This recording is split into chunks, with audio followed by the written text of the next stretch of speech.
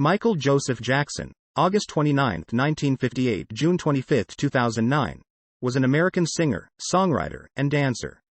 Dubbed the King of Pop, he is regarded as one of the most significant cultural figures of the 20th century. Over a 4-decade career, his contributions to music, dance, fashion, and philanthropy, along with his publicized personal life, made him a global figure in popular culture. He influenced artists across many genres, and through stage and video performances, popularized complicated dance moves such as the moonwalk, to which he gave the name, and the robot. He is the most awarded music artist in history. The eighth child of the Jackson family, Jackson made his professional debut in 1964 with his elder brothers Jackie, Tito, Jermaine, and Marlon as a member of the Jackson 5. Jackson began his solo career in 1971 while at Motown Records, and became a solo star with his 1979 album Off the Wall. His music videos, including those for Beat It, Billie Jean, and Thriller, from his 1982 album Thriller, are credited with breaking racial barriers and transforming the medium into an art form and promotional tool. He helped propel the success of MTV and continued to innovate with videos on the albums Bad, Dangerous, and History, Past, Present and Future, Book 1. Thriller became the best-selling album of all time, while Bad was the first album to produce 5 U.S. Billboard Hot 100 #1 singles with I Just Can't Stop Loving You, Bad, The Way You Make Me Feel, Man in the Mirror, and Dirty Diana. From the late 1980s, Jackson became a figure of controversy and speculation due to his changing appearance, relationships, behavior and lifestyle. In 1993, he was accused of sexually abusing the child of a family friend. The lawsuit was settled out of civil court, and Jackson was not indicted due to lack of evidence. In 2005, he was tried and acquitted of further child sexual abuse allegations and several other charges. In 2009, while preparing for a series of comeback concerts, This Is It, Jackson died from an overdose of propofol administered by his personal physician, Conrad Murray, who was subsequently convicted of involuntary manslaughter. Jackson is one of the best-selling music artists of all time, with estimated sales of over 350 million records worldwide. He had 13 Billboard Hot 100 #1 singles, more than any other male artist in the Hot 100 era, and was the first artist to have a top 10 single in the Billboard Hot 100 in 5 different decades. His honors include 15 Grammy Awards, 6 Brit Awards, a Golden Globe Award, and 39 Guinness World Records, including the most successful entertainer of all time. Jackson's inductions include the Rock and Roll Hall of Fame twice, the Vocal Group Hall of Fame, the Songwriters Hall of Fame, the Dance Hall of Fame, the only recording artist to be inducted, the Black Music and Entertainment Walk of Fame and the Rhythm and Blues Music Hall of Fame. In 2016, his estate earned $825 million, the highest yearly amount for a celebrity ever recorded by Forbes. Life and career: 1958 to 1975, early life and the Jackson 5. Michael Joseph Jackson was born in Gary, Indiana, near Chicago, on August 29, 1958. He was the eighth of 10 children in the Jackson family, a working-class African-American family living in a 2-bedroom house on Jackson Street. His mother, Catherine Esther Jackson, née Scruse, played clarinet and piano, had aspired to be a country and western performer, and worked part-time at Sears. She was a Jehovah's Witness. His father, Joseph Walter, Joe Jackson, a former boxer, was a crane operator at U.S. Steel and played guitar with a local rhythm and blues band, the Falcons, to supplement the family's income. Joe's great-grandfather, Jack Gale, was a U.S. Army Scout. Family lore held that he was also a Native American medicine man. Michael grew up with 3 sisters, Rebby, LaToya, and Janet, and 5 brothers, Jackie, Tito, Jermaine, Marlon, and Randy. A 6th brother, Marlon's twin Brandon, died shortly after birth. In 1964, Michael and Marlon joined the Jackson Brothers, a band formed by their father which included Jackie, Tito, and Jermaine, as backup musicians playing congas and tambourine. Michael said his father told him he had a fat nose, and physically and emotionally abused him during rehearsals. He recalled that Joe often sat in a chair with a belt in his hand as he and his siblings rehearsed, ready to punish any mistakes. Joe acknowledged that he regularly whipped Michael. Catherine said that although whipping came to be considered abuse, it was a common way to discipline children when Michael was growing up. Jackie, Tito, Jermaine and Marlon denied that their father was abusive and said that the whippings, which were harder on Michael because he was younger, kept them disciplined and out of trouble. Jackson said his youth was lonely and isolated. In 2018, Jackson's physician Conrad Murray said that Joe had chemically castrated Michael and forced him to undergo hormone treatment as a child to stop his voice changing. Later in 1964, Michael began sharing lead vocals with Jermaine, and the group's name was changed to the Jackson 5. In 1965, the group won a talent show. Michael performed the dance to Robert Parker's 1965 song, Barefootin', and sang The Temptations' My Girl. From 1966 to 1968, the Jacksons 5 toured the Midwest. They frequently played at a string of black clubs known as the Chitlin Circuit as the opening act for artists such as Sam and Dave, the O'Jays, Gladys Knight, and Etta James. The Jackson 5 also performed at clubs and cocktail lounges, where striptease shows were featured, and at local auditoriums and high school dances. In August 1967, while touring the East Coast, they won a weekly amateur night concert at the Apollo Theater in Harlem. The Jackson 5 recorded several songs for a Gary record label, Steeltown Records. Their first single, Big Boy, was released in 1968. Bobby Taylor of Bobby Taylor and the Vancouvers brought the Jackson 5 to Motown after they opened for Taylor at Chicago's Regal Theater in 1968. Taylor produced some of their early Motown recordings, including a version of Who's Lovin' You. After signing with Motown, the Jackson family relocated to Los Angeles. In 1969, Motown executives decided Diana Ross should introduce the Jackson 5 to the public, partly to bolster her career in television, sending off what was considered Motown's last product of its production line. The Jackson 5 made their first television appearance in 1969 in the Miss Black America pageant, performing a cover of It's Your Thing. Rolling Stone later described the young Michael as a prodigy, with overwhelming musical gifts, who quickly emerged as the main draw and lead singer.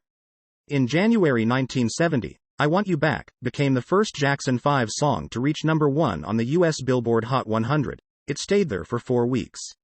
3 more singles with Motown topped the chart: ABC, The Love You Save, and I'll Be There. In May 1971, the Jackson family moved into a large house on a 2-acre estate in Encino, California. During this period, Michael developed from a child performer into a teen idol. Between 1972 and 1975, he released 4 solo studio albums with Motown: Got to Be There, Ben, Music and Me, and Forever, Michael. Got to Be There, and Ben, the title tracks from his first 2 solo albums, sold well as singles, as did a cover of Bobby Day's Rockin' Robin. Michael maintained ties to the Jackson 5. The Jackson 5 were later described as a cutting-edge example of black crossover artists. They were frustrated by Motown's refusal to allow them creative input. Jackson's performance of their top 5 single, Dancing Machine, on Soul Train popularized the robot dance. 1975 to 1981. Moved to Epic and Off the Wall in 1975, the Jackson 5 left Motown. They signed with Epic Records, a subsidiary of CBS Records, and renamed themselves the Jacksons. Their younger brother Randy joined the band around this time. Jermaine stayed with Motown and pursued a solo career. The Jacksons continued to tour internationally, and released 6 more albums between 1976 and 1984. Michael, the group's main songwriter during this time, wrote songs such as Shake Your Body, Down to the Ground, This Place Hotel, and Can You Feel It?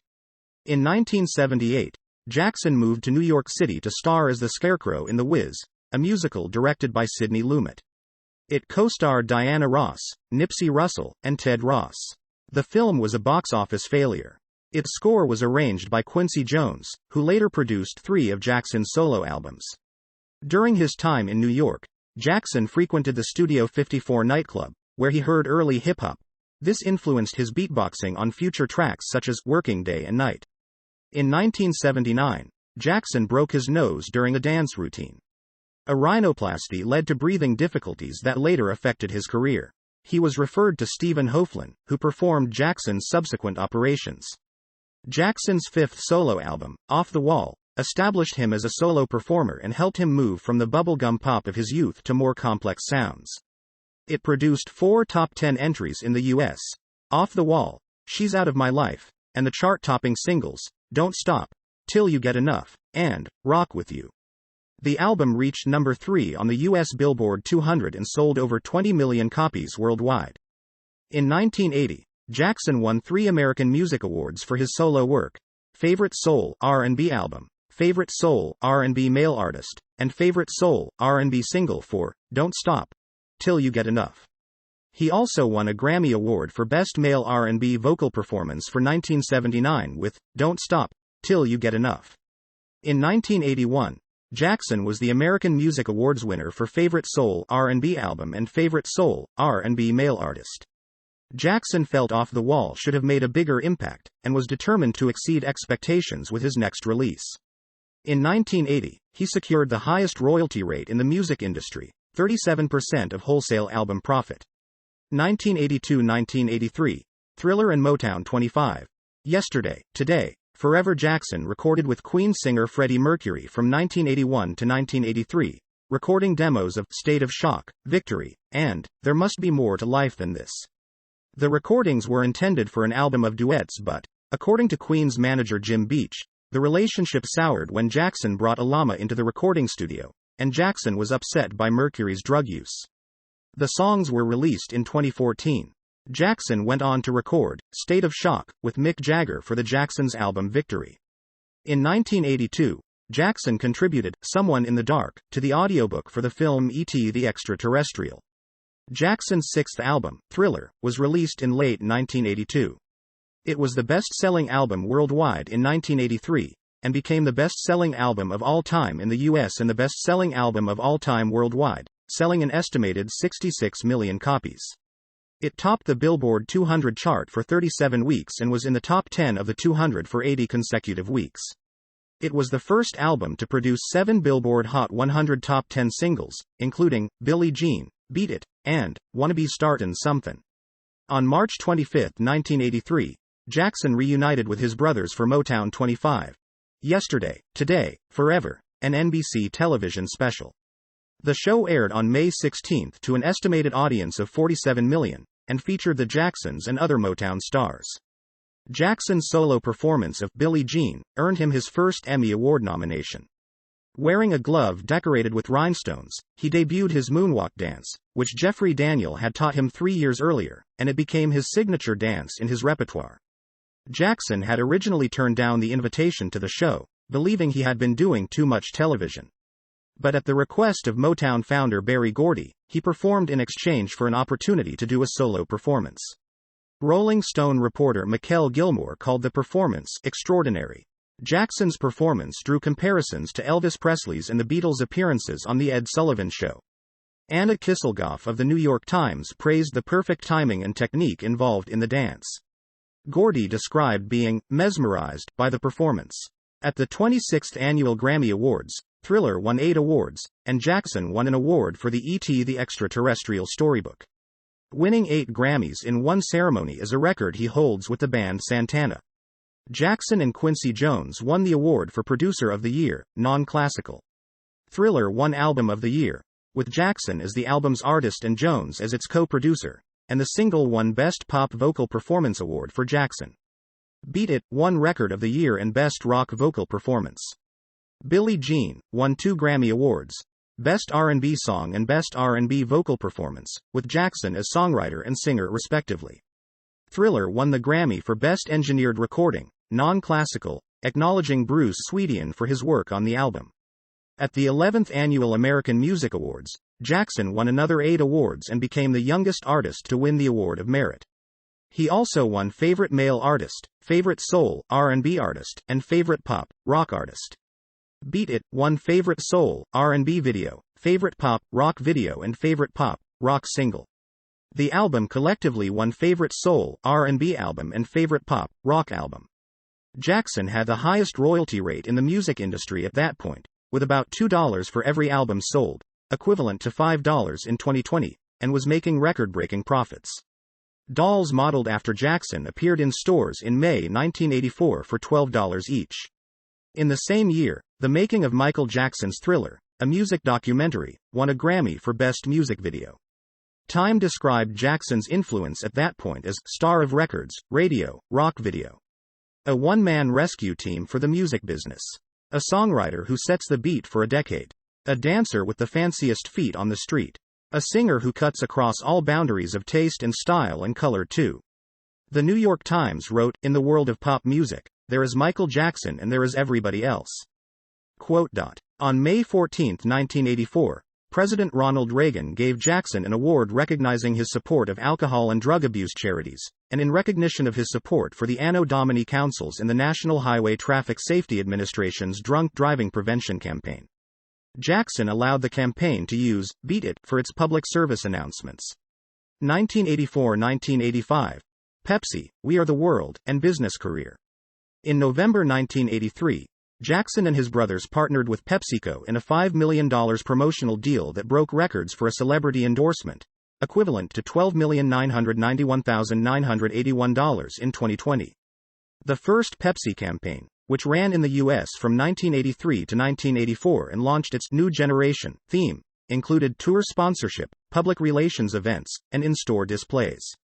Jackson helped to create the advertisement, and suggested using his song, Billie Jean, with revised lyrics, as its jingle. On January 27, 1984, Michael and other members of the Jacksons filmed a Pepsi commercial overseen by Phil Dusenberry, a BBDO Anno Domini agency executive, and Alan Potash, Pepsi's worldwide creative director, at the Shrine Auditorium in Los Angeles. During a simulated concert before a full house of fans, pyrotechnics accidentally set Jackson's hair on fire, causing second-degree burns to his scalp. Jackson underwent treatment to hide the scars and had his third rhinoplasty shortly thereafter. Pepsi settled out of court, and Jackson donated the $1.5 million settlement to the Brotman Medical Center in Culver City, California. Its now closed Michael Jackson Burn Center was named in his honor.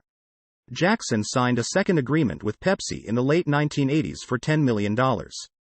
The second campaign covered 20 countries and provided financial support for Jackson's Bad album in 1987-88 World Tour. Jackson had endorsements and advertising deals with other companies, such as LA Gear, Suzuki, and Sony, but none were as significant as his deals with Pepsi. The Victory Tour of 1984 headlined the Jacksons and showcased Jackson's new solo material to more than 2 million Americans. It was the last tour he did with his brothers.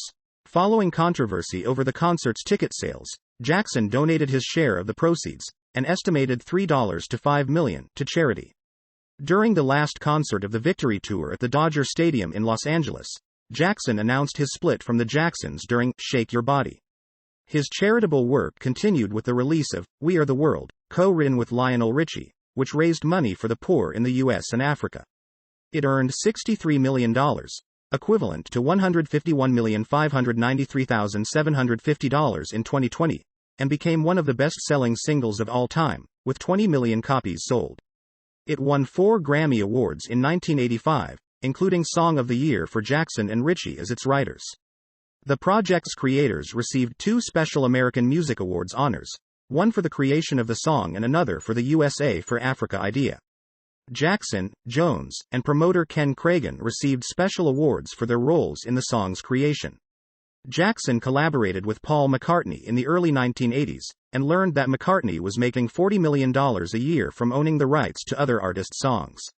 By 1983, Jackson had begun buying publishing rights to others' songs, but he was careful with his acquisitions, only bidding on a few of the dozens that were offered to him. Jackson's early acquisitions of music catalogs and song copyrights such as the Sly Stone collection included Everyday People, Len Barry's 1, 2, 3, and Dion DiMucci's The Wanderer, and Runaround Sue. In 1984, Robert Holmes A. Court announced he was selling the ATV Music Publishing catalog comprising the publishing rights to nearly 4,000 songs, including most of the Beatles' material. In 1981, McCartney had been offered the catalog for £20 million, $40 million. Jackson submitted a bid of $46 million on November 20, 1984. When Jackson and McCartney were unable to make a joint purchase, McCartney did not want to be the sole owner of the Beatles' songs, and did not pursue an offer on his own. Jackson's agents were unable to come to a deal, and in May 1985 left talks after having spent more than $1 million and 4 months of due diligence work on the negotiations. In June 1985, Jackson and Branca learned that Charles Koppelman's and Marty Bandier's The Entertainment Company had made a tentative offer to buy ATV Music for $50 million. In early August, Holmes A. Court contacted Jackson and talks resumed. Jackson's increased bid of $47.5 million, equivalent to $114,296,875 in 2020, was accepted because he could close the deal more quickly, having already completed due diligence. Jackson agreed to visit Holmes A Court in Australia, where he would appear on the Channel 7 Perth telethon. Jackson's purchase of ATV Music was finalized on August 10, 1985. 1986-1987. Changing appearance, tabloids, and films. Jackson's skin had been medium brown during his youth, but from the mid-1980s gradually grew paler. The change drew widespread media coverage, including speculation that he had been bleaching his skin. Jackson's dermatologist, Arnold Klein, said he observed in 1983 that Jackson had vitiligo, a condition characterized by patches of the skin losing their pigment and sensitivity to sunlight. He also identified discoid lupus erythematosus in Jackson. He diagnosed Jackson with lupus that year, and with vitiligo in 1986. Vitiligo's drastic effects on the body can cause psychological distress. Jackson used fair-colored makeup, and possibly skin-bleaching prescription creams, to cover up the uneven blotches of color caused by the illness. The creams would have further lightened his skin, and, with the application of makeup, he could appear very pale.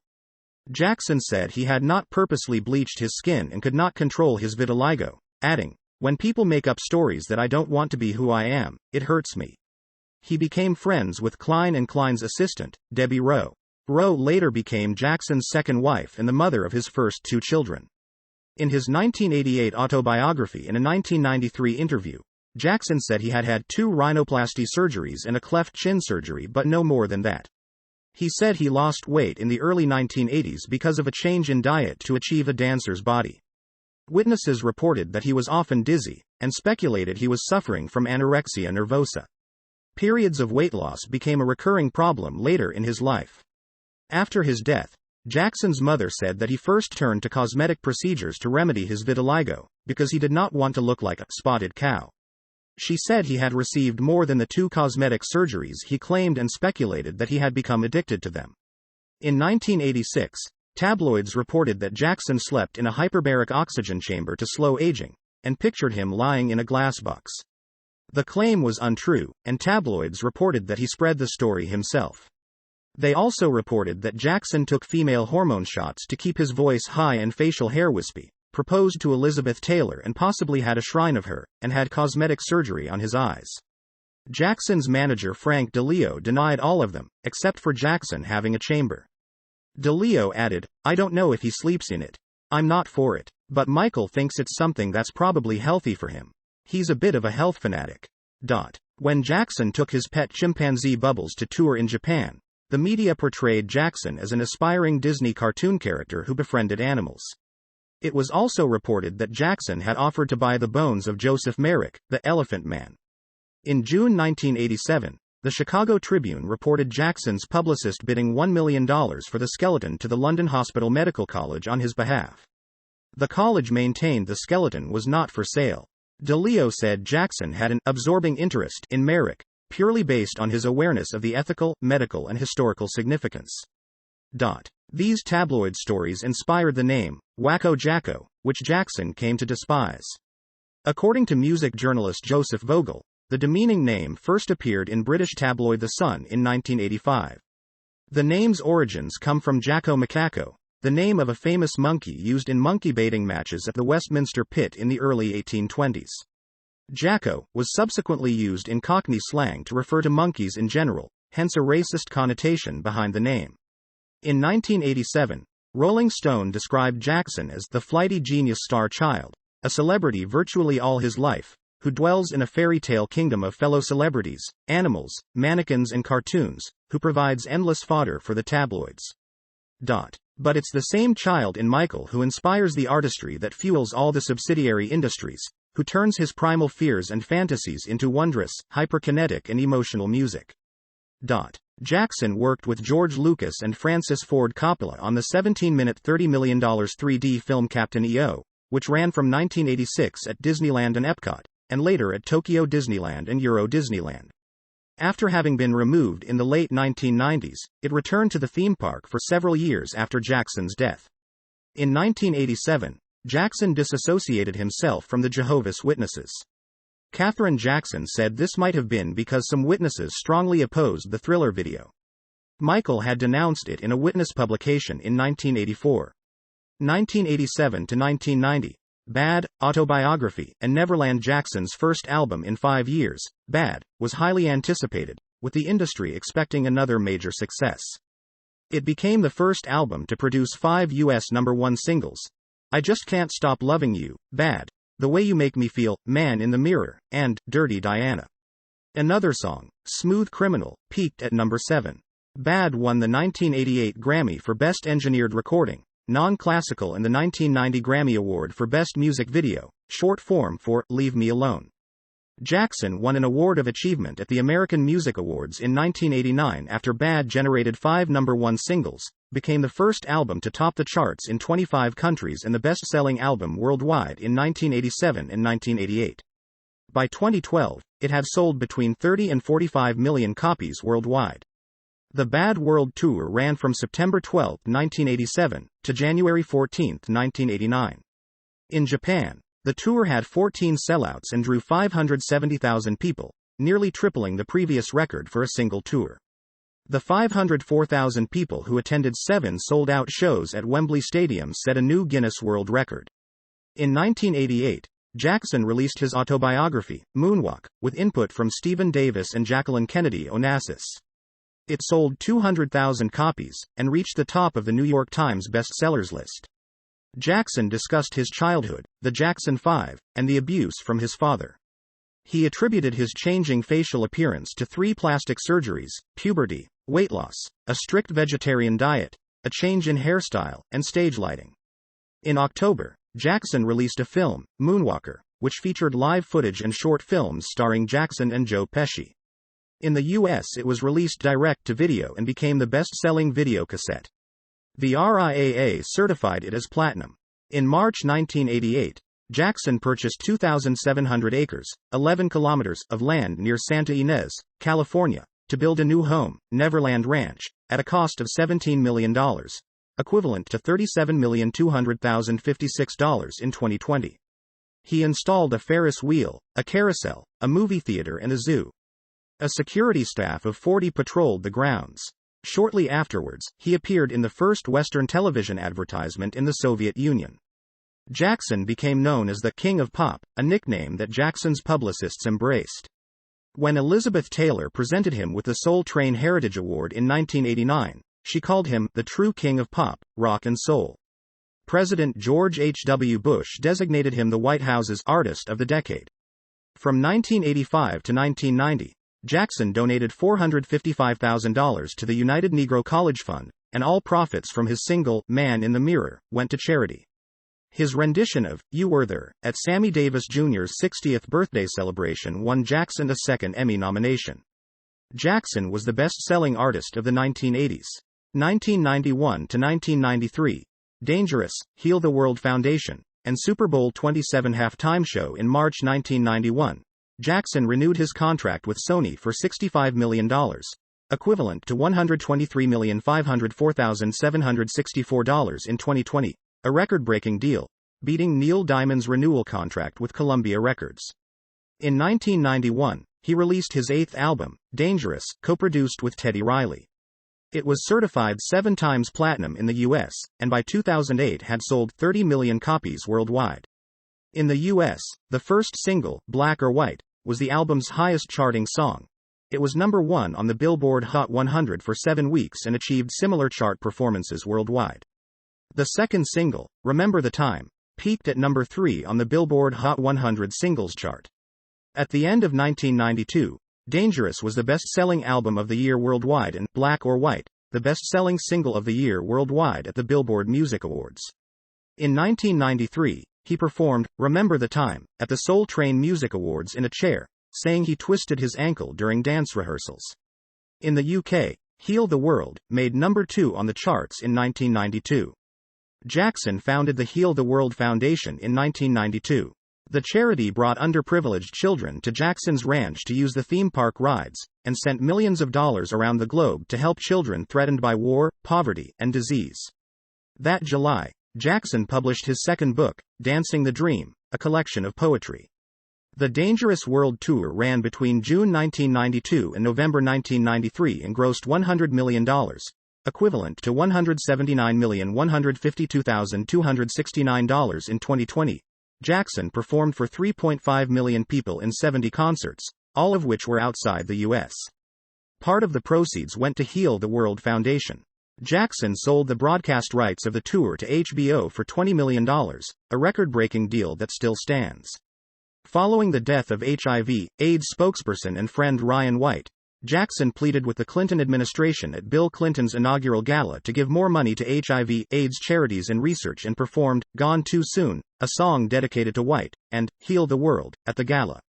Jackson visited Africa in early 1992.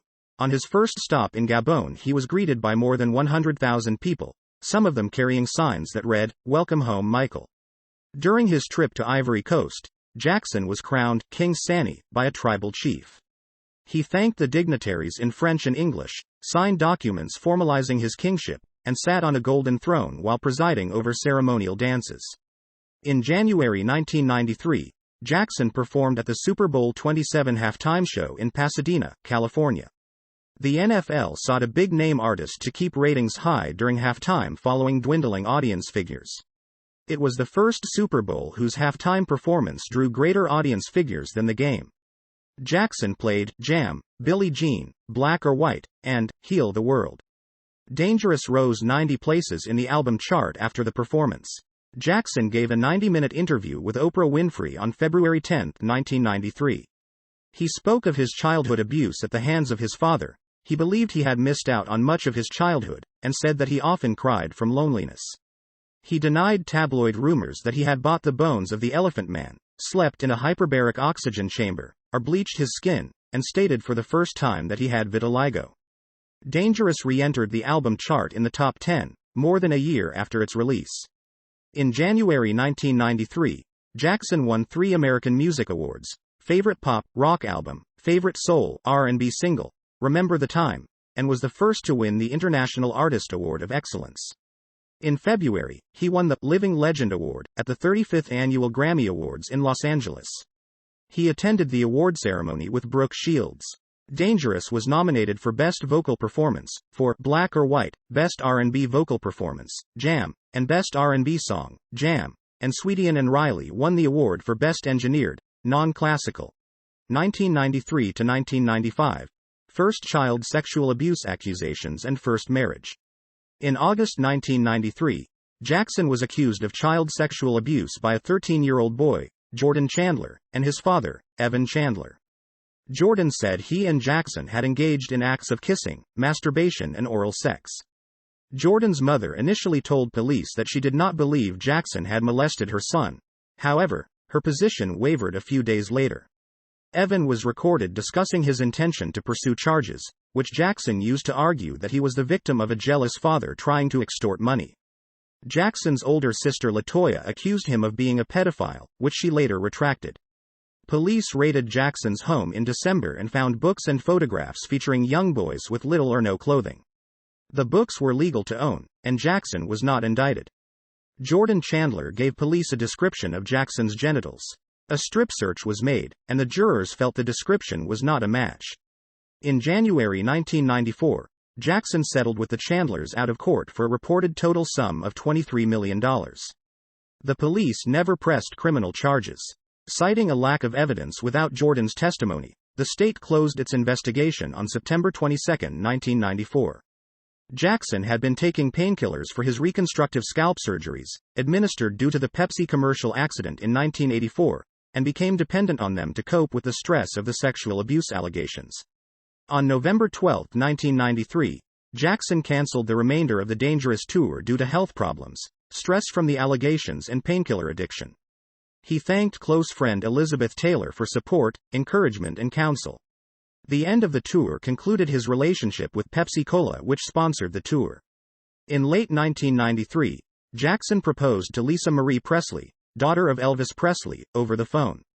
They married in La Vega, Dominican Republic, in May 1994 by civil judge Hugo Francisco Alvarez Perez. The tabloid media speculated that the wedding was a publicity stunt to deflect Jackson's sexual abuse allegations and jumpstart Presley's career as a singer. Their marriage ended little more than a year later, and they separated in December 1995. Presley cited irreconcilable differences when filing for divorce the next month and only sought to reclaim her maiden name as her settlement. After the divorce, Judge Perez said, "They lasted longer than I thought they would. I gave them a year. They lasted a year and a half." Jackson was set to compose music for the Sega Genesis video games Sonic the Hedgehog 3, but left the project around the time the sexual abuse allegations surfaced and went uncredited. Jackson was a Sonic fan, and had collaborated with Sega for the 1990 arcade game Moonwalker. The reasons for Jackson's departure and whether his compositions remain in the released game have been the subject of debate. Sega Technical Institute director Roger Hector and Sonic the Hedgehog co-creator Naoto Oshima said that Jackson's involvement was terminated and his music reworked following the allegations. However, Jackson's musical director Brad Buxer and two other members of Jackson's team, Doug Grigsby III and Chiraco Jones, said the music remained and that Jackson went uncredited because he was unhappy with how the Genesis replicated his music. 1995 to 1997. History, Second Marriage, and Fatherhood. In June 1995, Jackson released the double album History, Past, Present and Future, Book 1. The first disc, History Begins, is a greatest hits album, reissued in 2001 as Greatest Hits, History, Volume 1. The second disc, History Continues, contains 13 original songs and 2 cover versions. The album debuted at number 1 on the charts and has been certified for 7 million shipments in the U.S. It is the best-selling multi-disc album of all time, with 20 million copies, 40 million units, sold worldwide. History received a Grammy nomination for Album of the Year. The New York Times reviewed it as the testimony of a musician whose self-pity now equals his talent. The first single from History was Scream, Childhood. Scream, a duet with Jackson's youngest sister Janet, protests the media's treatment of Jackson during the 1993 child abuse allegations against him. The single reached number 5 on the Billboard Hot 100, and received a Grammy nomination for Best Pop Collaboration with Vocals. The second single, You Are Not Alone, holds the Guinness World Record for the first song to debut at number 1 on the Billboard Hot 100 chart. It received a Grammy nomination for Best Pop Vocal Performance in 1995. In 1995, the Anti-Defamation League and other groups complained that Jew me, sue me, everybody to me, kick me, kika me, don't you black or white me, the original lyrics of They Don't Care About Us were anti-Semitic. Jackson released a version with revised words. In late 1995, Jackson was admitted to a hospital after collapsing during rehearsals for a televised performance, caused by a stress-related panic attack. In November, Jackson merged his ATV Music catalog with Sony's music publishing division, creating Sony ATV Music Publishing. He retained ownership of half the company, earning $95 million up front, equivalent to $161,348,548 in 2020, as well as the rights to more songs. Earth Song was the third single released from History, and topped the UK singles chart for 6 weeks over Christmas 1995. It became the 87th best-selling single in the UK. At the 1996 Brit Awards, Jackson's performance of Earth Song was disrupted by Pulp singer Jarvis Cocker, who was protesting what Cocker saw as Jackson's Christ-like persona. Jackson said the stage invasion was disgusting and cowardly. In 1996, Jackson won a Grammy for Best Music Video, Short Form, for Scream, and an American Music Award for Favorite Pop, Rock Male Artist. Jackson promoted History with the History World Tour, from September 7, 1996, to October 15, 1997. He performed 82 concerts in 5 continents, 35 countries and 58 cities to over 4.5 million fans, his most attended tour. It grossed $165 million. During the tour, in Sydney, Australia, Jackson married Debbie Rowe, a dermatology assistant, who was 6 months pregnant with his first child. Michael Joseph Jackson Jr., commonly known as Prince, was born on February 13, 1997. His sister Paris Michael Catherine Jackson was born a year later on April 3, 1998. Jackson and Rowe divorced in 1999, and Rowe conceded custody of the children, with an $8 million settlement, equivalent to $13,981,822 in 2020. In 2004, after the second child abuse allegations against Jackson, she returned to court to reclaim custody. The suit was settled in 2006. In 1997, Jackson released Blood on the Dance Floor, History in the Mix, which contained remixes of singles from History and 5 new songs. Worldwide sales stand at 6 million copies, making it the best-selling remix album of all time. It reached number 1 in the UK, as did the title track. In the US, the album reached number 24 and was certified platinum. 1997 to 2002. Label dispute and Invincible. From October 1997 to September 2001, Jackson worked on his 10th solo album, Invincible, which cost $30 million to record. In June 1999, Jackson joined Luciano Pavarotti for a war child benefit concert in Modena, Italy. The show raised $1 million for refugees of the Kosovo War, and additional funds for the children of Guatemala. Later that month, Jackson organized a series of Michael Jackson and Friends benefit concerts in Germany and Korea. Other artists involved included Slash, The Scorpions, Boyz II Men, Luther Vandross, Mariah Carey, A.R. Rahman, Prabhu Deva Sundaram, Shobana, Andrea Bocelli, and Luciano Pavarotti. The proceeds went to the Nelson Mandela Children's Fund, the Red Cross and UNESCO. From August 1999 to 2000, he lived in New York City at 4 East 74th Street. At the turn of the century, Jackson won an American Music Award as Artist of the 1980s. In 2000, Guinness World Records recognized him for supporting 39 charities, more than any other entertainer. In September 2001, 2 30th anniversary concerts were held at Madison Square Garden to mark Jackson's 30th year as a solo artist. Jackson performed with his brothers for the first time since 1984. The show also featured Maya, Usher, Whitney Houston, Destiny's Child, Monica, Liza Minnelli, and Slash. The first show was marred by technical lapses, and the crowd booed a speech by Marlon Brando. Almost 30 million people watched the television broadcast of the shows in November. After 9/11, Jackson helped organize the United We Stand, What More Can I Give benefit concert at RFK Stadium in Washington, D.C. on October 21, 2001. Jackson performed What More Can I Give as the finale. The release of Invincible was preceded by a dispute between Jackson and his record label, Sony Music Entertainment. Jackson had expected the licenses to the masters of his albums to revert to him in the early 2000s, after which he would be able to promote the material however he pleased and keep the profits, but clauses in the contract set the revert date years into the future. Jackson sought an early exit from his contract. Invincible was released on October 30, 2001. It was Jackson's first full-length album in 6 years, and the last album of original material he released in his lifetime. It debuted at number 1 in 13 countries and went on to sell 6 million copies worldwide, receiving double platinum certification in the US. On January 9, 2002, Jackson won his 22nd American Music Award for Artist of the Century. Later that year, an anonymous surrogate mother gave birth to his third child, Prince Michael Jackson II, nicknamed Blanket, who had been conceived by artificial insemination. On November 20, Jackson briefly held Blanket over the railing of his Berlin hotel room, 4 stories above ground level, prompting widespread criticism in the media. Jackson apologized for the incident, calling it a terrible mistake. On January 22, promoter Marcel Avram filed a breach of contract complaint against Jackson for failing to perform 2 planned 1999 concerts. In March, a Santa Maria jury ordered Jackson to pay Avram $5.3 million. On December 18, 2003, Jackson's attorneys dropped all appeals on the verdict and settled the lawsuit for an undisclosed amount. On April 24, 2002, Jackson performed at Apollo Theater. The concert was a fundraiser for the Democratic National Committee and former President Bill Clinton. The money collected would be used to encourage citizens to vote.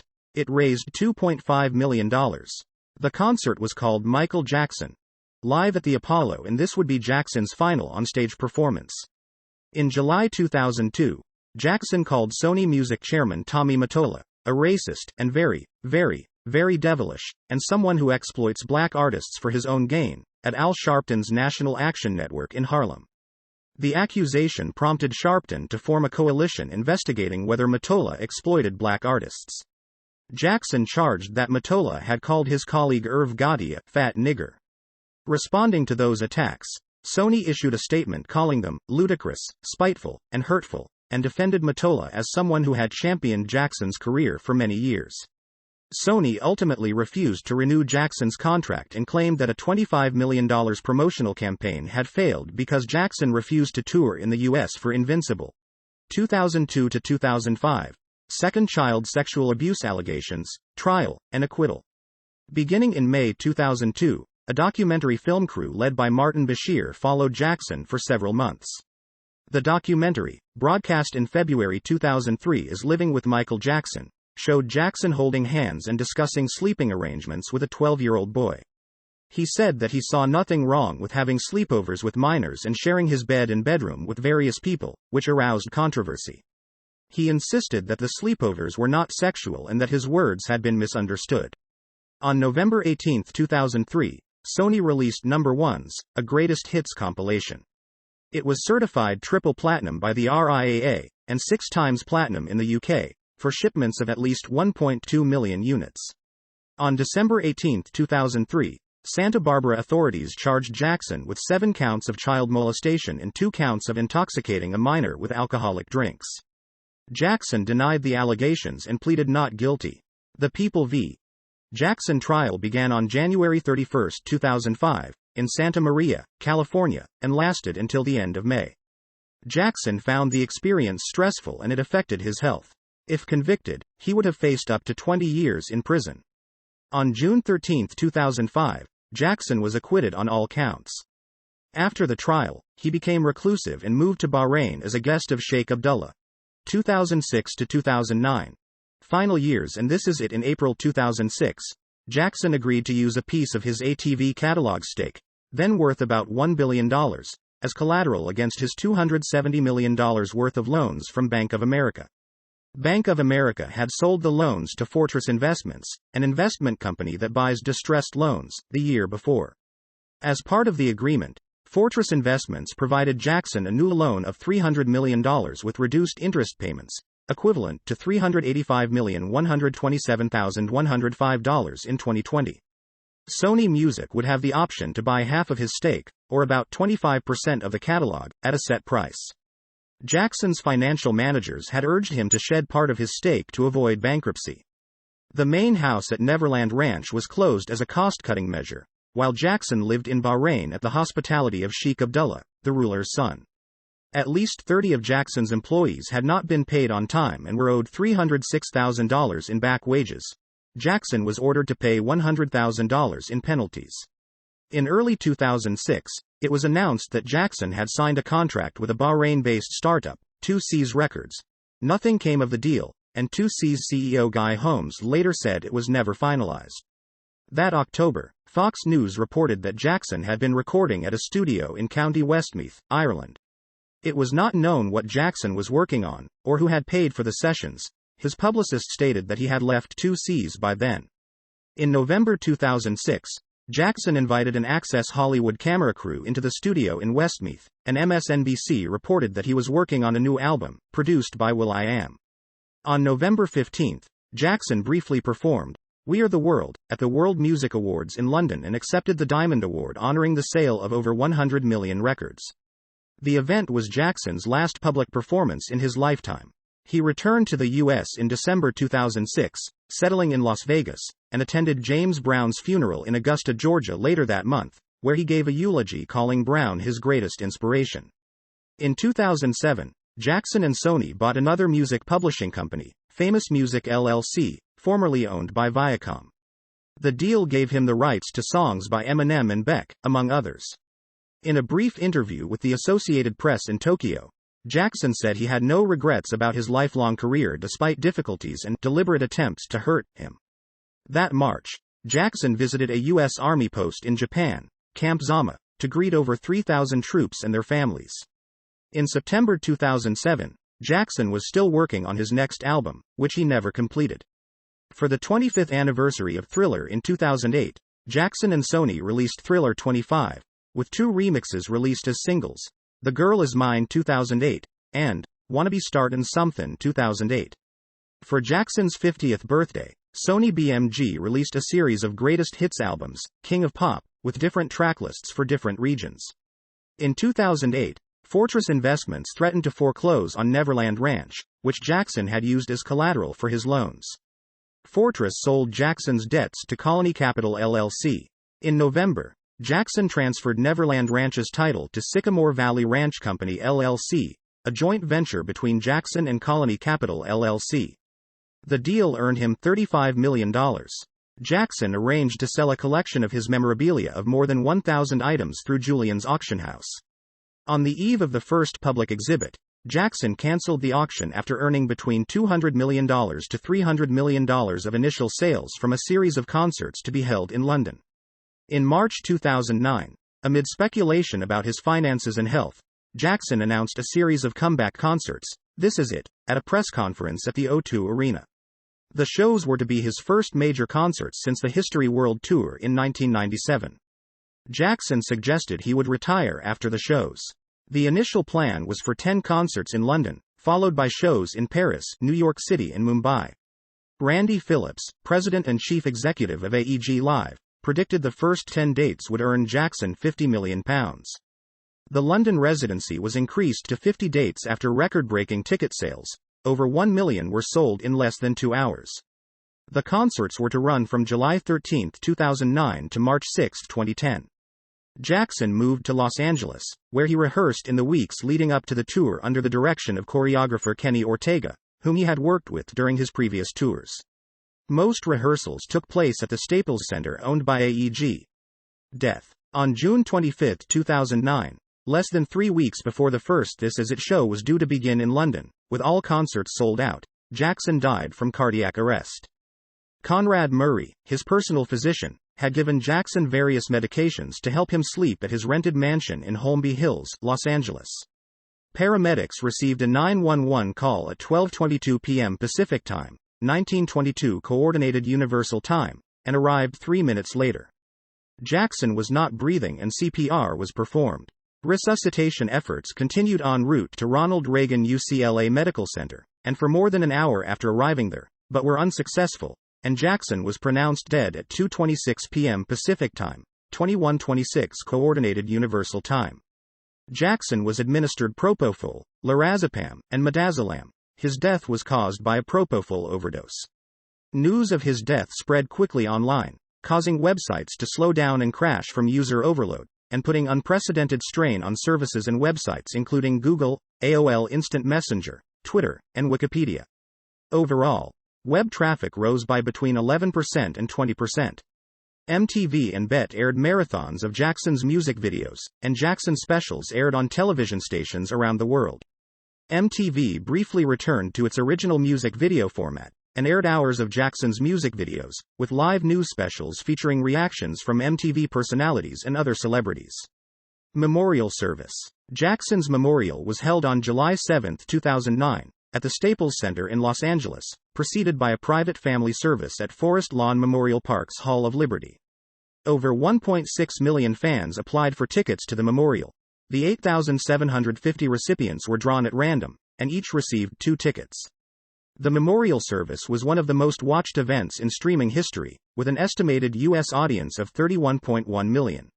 Mariah Carey, Stevie Wonder, Lionel Richie, Jennifer Hudson and Shaheen Jafargholi performed at the memorial, and Smokey Robinson and Queen Latifah gave eulogies.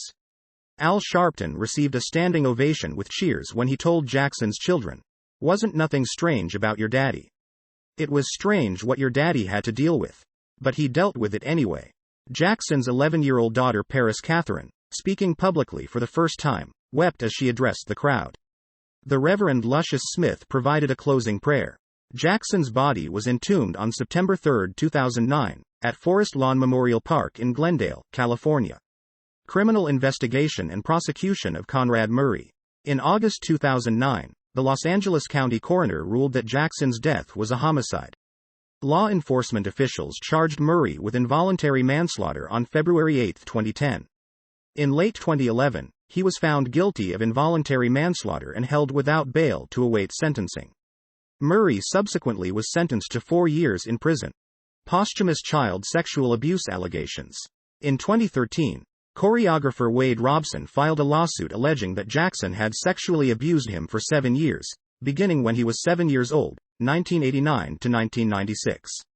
In 2014, a case was filed by James Safechuck, alleging sexual abuse over a 4-year period from the age of 10, 1988 to 1992. Both had testified in Jackson's defense during the 1993 allegations. Robson did so again in 2005. In 2015, Robson's case against Jackson's estate was dismissed on the grounds of being filed too late.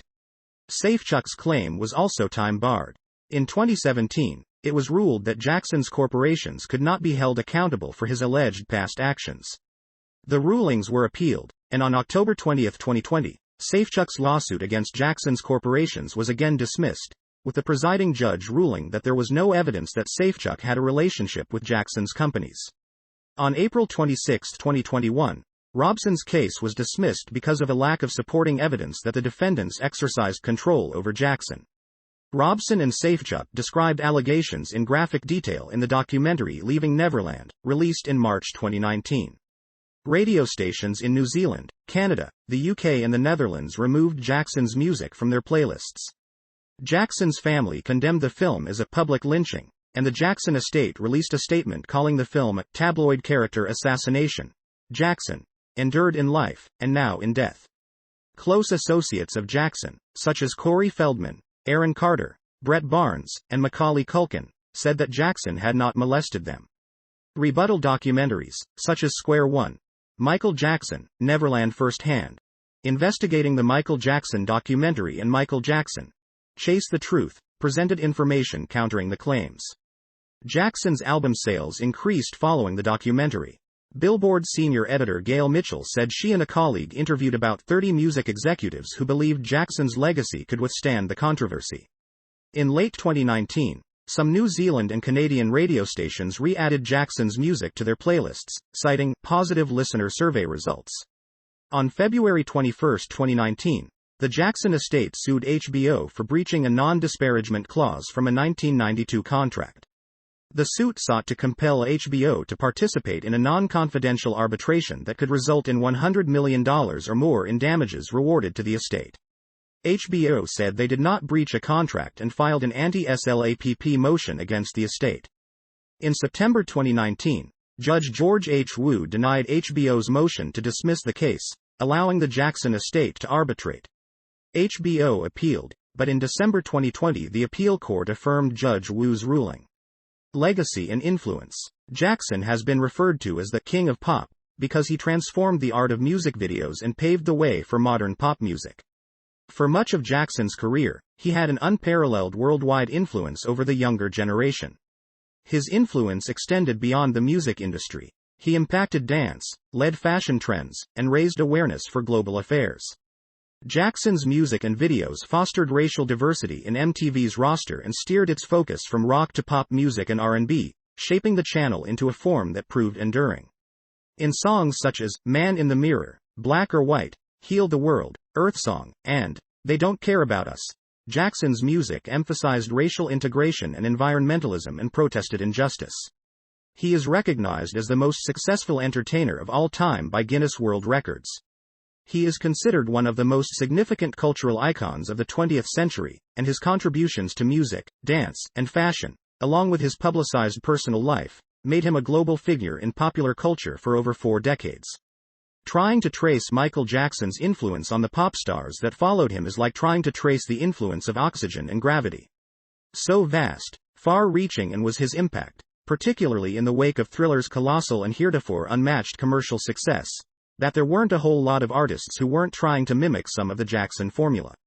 J. Edward Keyes of Rolling Stone, Danielle Smith, Chief Content Officer of Vibe Media Group and the Editor-in-Chief of Vibe, described Jackson as the greatest star. Steve Huey of AllMusic called him an unstoppable juggernaut, possessed of all the skills to dominate the charts seemingly at will. An instantly identifiable voice, eye-popping dance moves, stunning musical versatility and loads of sheer star power. Beth said Jackson was quite simply the greatest entertainer of all time, whose sound, style, movement and legacy continues to inspire artists of all genres. In 1984, Time pop critic Jay Cox wrote that Jackson is the biggest thing since the Beatles. He is the hottest single phenomenon since Elvis Presley. He just may be the most popular black singer ever. He described Jackson as a star of records, radio, rock video. A one-man rescue team for the music business. A songwriter who sets the beat for a decade. A dancer with the fanciest feet on the street. A singer who cuts across all boundaries of taste and style, and color too. In 2003, the Daily Telegraph writer Tom Utley described Jackson as extremely important and a genius. In 2007, Jackson said, "Music has been my outlet, my gift to all of the lovers in this world. Through it, my music, I know I will live forever." At Jackson's memorial service on July 7, 2009, Motown founder Berry Gordy called Jackson the greatest entertainer that ever lived. In a June 28, 2009 Baltimore Sun article, Jill Rosen wrote that Jackson's legacy influenced fields including sound, dance, fashion, music videos and celebrity. Pop critic Robert Christgau wrote that Jackson's work from the 1970s to the early 1990s showed immense originality, adaptability, and ambition, with genius beats, hooks, arrangements, and vocals, though not lyrics, music that will stand forever as a reproach to the puritanical notion that pop music is slick or shallow and that's the end of it. During the 1990s, as Jackson lost control of his troubling life, his music suffered and began to shape an arc not merely of promise fulfilled and outlived, but of something approaching tragedy. A phenomenally ebullient child star tops himself like none before, only to transmute audibly into a lost weirdo. In the 2000s, Christgau wrote, "Jackson's obsession with fame, his grotesque life magnified by his grotesque wealth, are such an offense to rock aesthetes that the fact that he's a great musician is now often forgotten."